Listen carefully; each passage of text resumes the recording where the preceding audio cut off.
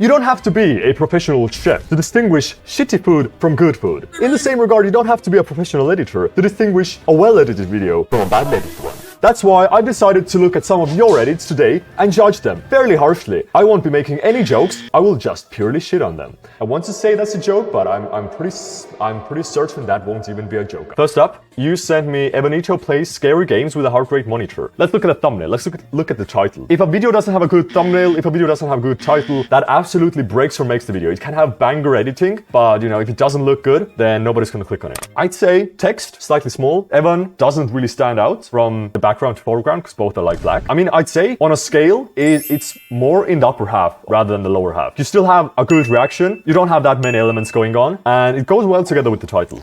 I literally walked upstairs and my heart rate was so high, which is absolutely unfortunate. Ooh, hey yo girl, you got nice legs. Okay, first 10 seconds, could be better. Could it be worse? No idea what I'm doing right now. I will figure it out. Okay, can we kiss? Can we make out? Alright, at this point, I would stop watching it. It's kind of boring. So you want the first 10 seconds to be intense. You know, that has to hook the viewer in. The first minute has to be a banger. The rest can be slightly slower. Because that's where you lose like 90% of the viewers. Nobody really cares for a build-up in YouTube. Insert the content into their eyes instantly. You can have a coming up thing and then put together like highly edited clips, and afterwards it can have a build-up. I mean, it's a scary compilation. I really don't have anything to say. Alright, what did you send? You sent Spoon. This one, Itachi versus Gordon Ramsay. What the f is this? Oh, okay, this is a shitpost. Okay, this is good shitpost picture. This is good shitpost picture. I'd make them both bigger, slightly bigger. Like there's a lot of room up here, but other than that, sure, let's watch it.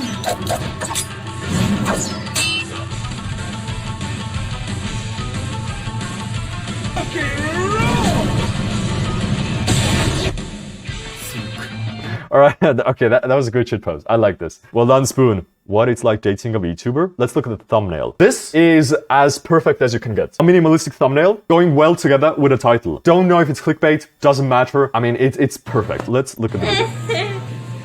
That looks pretty hard. Wait. That looks pretty hard.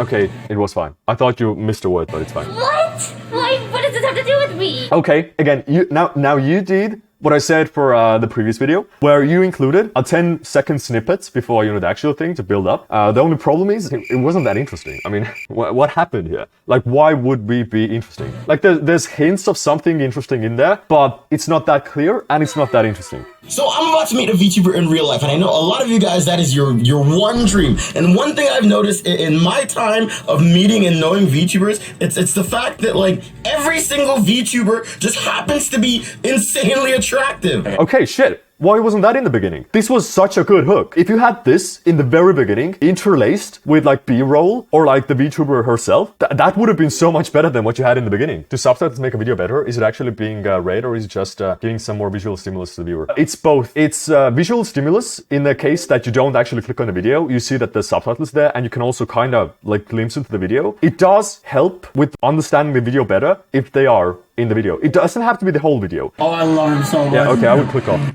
At this point, I give up. There's not enough stimulus, not enough interesting things happening. Like, okay, what's it like dating a VTuber? Sure, you had the interesting intro, but, I mean, okay, you're on a date, but it's too much focusing on not the dating part and just a random vlog. Which, I mean, I know that it is a random vlog, but again, yeah. I give up. Polycorn. The aesthetic is really good. Oh shit, this is so cute. But you send me this one. I feel like maybe some text would help. If I go by the thumbnail, it's like, this is wrong, this is right. And as a person who literally can't draw, they both look kind of, I mean, yeah, I see that the right one is better. It's Polycorn. Do you know this feeling when it's raining outside, but you want to draw and exist in nature? So of course I wanted to change the color scheme of this artwork. At home I have a whole box that I don't use, full of paints that I keep exactly for painting like this. I gotta stop because I would just watch this. No, I am a fan. The only thing that I would improve is your speaking skills, but those come with time. I mean, this is a 9 out of 10, I would say. All right, let's go on to the next one. Minerva. For fuck's sake, what is this? Name is VTuber. What the? VTuber smells what the rock is cooking. Thumbnail. Way too much information. There's too much different type of visual stimulus in this one. You have 4 different types of text. Green, red, yellow, and then you have Fortnite in there. And then you also have like Maggie, which is like the 5th one, because that's combined with the 2-minute thing. then you have the rock, you have two people with different guns. It's too much. It's overstimulating my brain right now. And there's nothing clear enough to like hone in on, like what's happening, what's going on. Adding your own characters in the thumbnail doesn't really do much in this case. It could just be the rock with Maggie on the side. Just those two things would be clear, simple, and that's about it. Okay, what do we have here? What the fuck is this thing? Borderlands. How did I...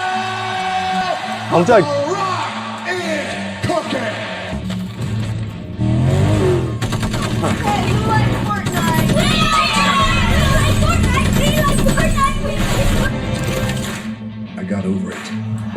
That was an interesting intro. It's 25 seconds long. But a lot of people try to do cinematic intros where they recreate a scene from a film, a movie, or just try to make it intense. The issue with that is, like, it's not bad, but sometimes it can go for too long. Like in this case, if this was 10 seconds long, absolutely would have been perfect. But I feel this goes slightly a bit too long. But it's not bad. This though, absolutely just delete it. I'd click off. The intro kind of hooked me, but what happened after the intro? Not really anything. It didn't give me a point of the video. It's just music with people playing Fortnite. Why are they playing it? What's the motivation? What's the goal? You have to give viewers the idea of what's going to happen. Like, why should they stick until the end of the video? In this case, you should stick around to see who makes the best video, what makes a good video, and also, you know, if you haven't liked the video, yada yada. Either way, it didn't have a hook. And how long is a viewer's attention span? Half a second, you know, less than a goldfish. I'm pretty sure goldfishes can focus on stuff for far longer than zoomers. Valgard, he edits a lot of Connor Dog's videos. He's, I'd say, one of the top tier editors who I have under me. So I expect a lot. Let's go.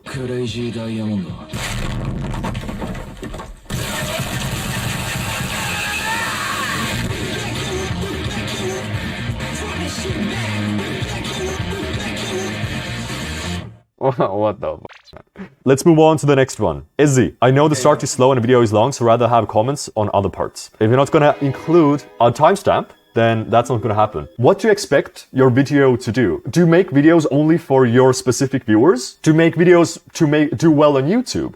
If you make videos to, you know, YouTube to promote, then YouTube promotes videos that do well. And videos that don't have a strong intro, a strong thumbnail, aren't going to be promoted because nobody wants to watch them. Lana, don't encourage him even if he's right. Bro, I don't know if I'm right. Like, who am I? Have you seen my YouTube? I'm not going viral. I mean, if anything, Lando is a much better person to talk about this topic than me. You know, I'm just going to do a quick break to go over Lando's videos. Like, this is a person who blew up insanely fast. In 4 months to 500,000 subscribers by being entertaining, by having minimalistic, awesome thumbnails, and just a charming personality that everybody loves. Also, a really good niche, you know? He's the teacher figure that everybody wants to spank them with the ruler and stuff. Connor told me to do drawn thumbnails, and I have experimented with it myself.